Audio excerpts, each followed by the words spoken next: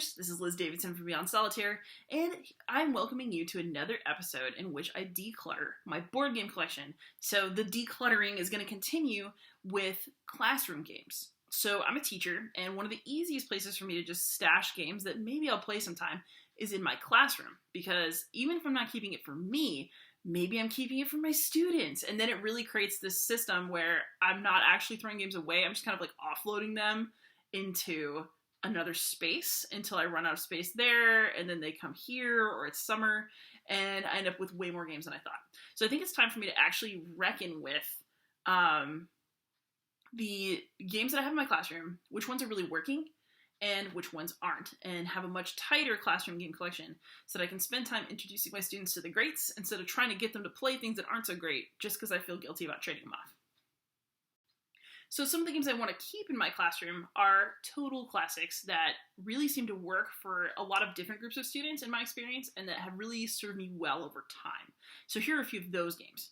The top classroom game that's never ever leaving my collection is Reiner Knizia's Ivanhoe. So this is a game that one of my high school teachers actually had back in the day, and I used to play this with my friends after we finished our work. It's a jousting game that's kind of vicious, and it's based on colors and numbers and beating the numbers played by people before you. So it's got just enough of that Uno flavor that I can lure kids who aren't traditionally gamers into playing it with me, which is awesome. Sushi Go Party is an adorable and really easy to learn and teach drafting game. So I really like this one because kids are attracted to the art, and the mechanics of the game are simple enough that you can get anybody to try it once, and then usually they want to try it again. Splendor, while it's not a game that I personally play that much anymore, oh my god, kids love it when you teach it to them. It is like, it's addictive. Like, they just can't quit. So I really like having Splendor around because it's that one of those potato chip games where you play it once and then you want to play it another time. And I really, really think that that is a great choice, especially for students who haven't really felt that gaming rush before. Splendor is one of the ones that I can really teach and expect someone to get that feeling and then want to play more games. I love Diamonds because it's a trick-taking game, so kids who have played Hearts or Spades tend to like it because they already pretty much know what's going on, except that it has some interesting little scoring mechanisms that give it a little extra oomph. It's also simple enough that kids who haven't played trick-taking games can learn the concept, so then when their parents do pull out a deck of cards at Thanksgiving or whatever and want to play Hearts, they already have a conceptual sense of what's going on. So it makes it a really good game to have in the classroom because it's just familiar enough, and it prepares them to play other games that are out there, which is something that I really like. Castle Panic has also been a really huge hit. I like it as a kind of blow off some steam solo game, especially for beginners, but it's also a really nice cooperative experience, and because it's got that kind of fantasy castle defense theme, a lot of students who, you know, want to feel a little bit tough or who like video games will give it a try with me. So Castle Panic has been a huge hit in my classroom, and that one's not going anywhere. My other two classroom staples that I'm definitely going to hold on to are Escape the Dark Castle, which is, you know, I don't actually love playing this game as much. A lot of people really get into that old school fantasy vibe. It's like a game where you roll dice and you flip through cards that kind of give you new adventures and stories and choices to make, and you try to beat challenges. It's a very luck-based game. It's got kind of a fun atmosphere and really cool art.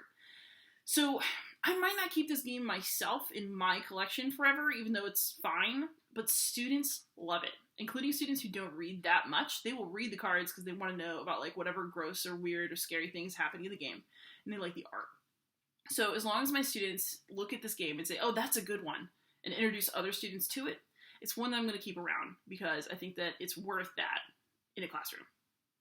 And then my last keeper for my classroom is Azul. So it's another nice sort of drafting, scoring, tile laying game that is beautiful, so the kids like to touch the pieces, and it's just meaty enough that it feels good to play, but it's easy enough to teach that pretty much anybody could play it. So Azul is one of those that is, I think, going to be sort of an evergreen game, and it's really seeing a lot of play in my classroom, especially because once a couple of kids know it, they're happy to teach others. So this one's staying in my classroom set.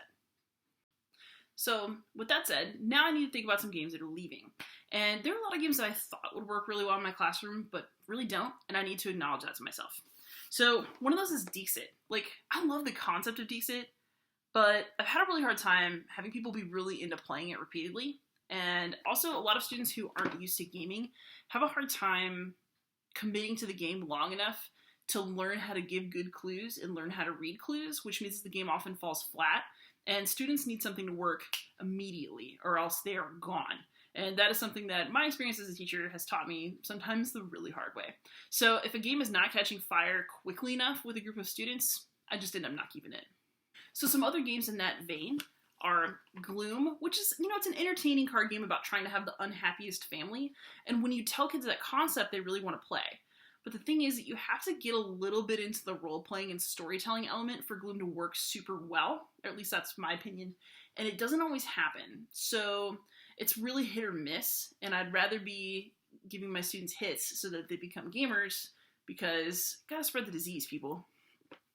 Another one that I really thought would work as a party game, but kind of doesn't, is Stipulations. So this is a game where somebody picks like a dream or a future career, and then everybody else writes a response on like a whiteboard that tries to ruin that experience the most for the other person. So, you'd think the kids would like something like that because they all like to be like a little bit mean to each other and a little bit playful in that particular way. But again, it's one of those things where because you have to bring so much creativity to the table to really make it fly, it doesn't always work. And things that are super hit or miss are risks at a game club with teenagers who need to be successful early and fast.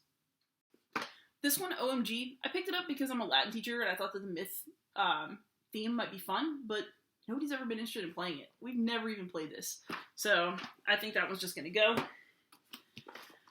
Once Upon a Time is a game that I've always wanted to work because it's like cooperative storytelling, and you think, oh, it'll build so many skills and like writing and language and speaking, but it just doesn't ever fly. Like the stories never really take flight, and sometimes you're just really waiting for the game to be over, especially in a group of teenagers who are starting to be not that into it.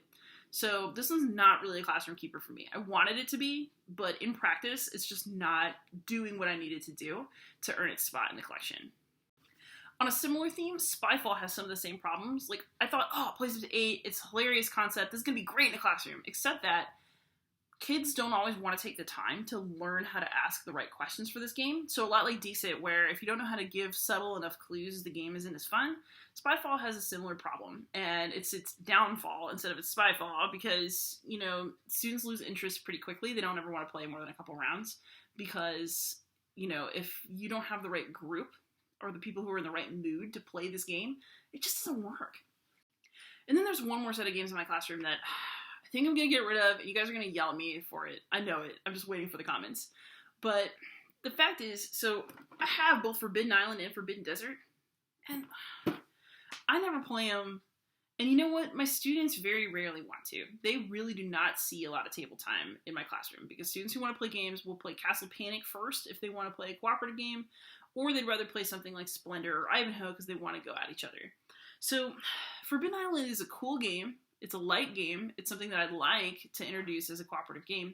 But really, nobody in my life is showing that much interest in playing it, and I don't really want to hold on to it just in case. So I think that Forbidden Island and Forbidden Desert, as much as I feel weird about it, are games that are going to go. Because I have a lot of games. Something's got to go. And they're just not doing the things in my collection that I need them to do right now. So it's a tough choice, but I think that if I'm serious about decluttering, it's a choice that I gotta make. So I think keeping like 8 games for my classroom actually makes a lot of sense. I also do have things on hand like Jenga or Uno, because frankly, kids already know how to play those and they get really excited when they see them. So having them on hand gives sort of a touchstone of familiarity and will entertain students who aren't necessarily ready to make the jump to games that they don't recognize. And in addition to those, I do have 2 more classroom games, and those are my party games. So I have 2 party games that I actually like and that I can get adults and kids in my life to play with me. One of them is Time's Up, which is like a really hilarious game where you're trying to get people to guess what is on some cards. You're playing in teams. People end up making complete idiots of themselves in all of the best ways. I like Time's Up a lot. And then there's Just One, which is like a reverse categories. It's cooperative, where you're trying to get somebody to guess a word without giving them repetitive clues. And my students actually really seem to like that one. And I also like that the game form is flexible enough in both of these cases that if I want to make bootleg cards so the kids can guess things that are more relevant to them, like stuff from pop culture or stuff that's memes and slang that they like now, I can actually add little bootleg cards to these games, which really helps me make them more interesting and enticing to the students in my classes. So that is my classroom game set. As you can see, I'm going to be getting rid of a few, and I think that that's okay. I don't think that we need to be keeping more games than we actually need on hand. And that includes in a classroom where I should be choosing games that are going to work for my students and not games that I want to work for my students or games that I wish would work for me and hope would maybe work for them. So that's some more decluttering done, and I hope this was helpful to you. Happy gaming!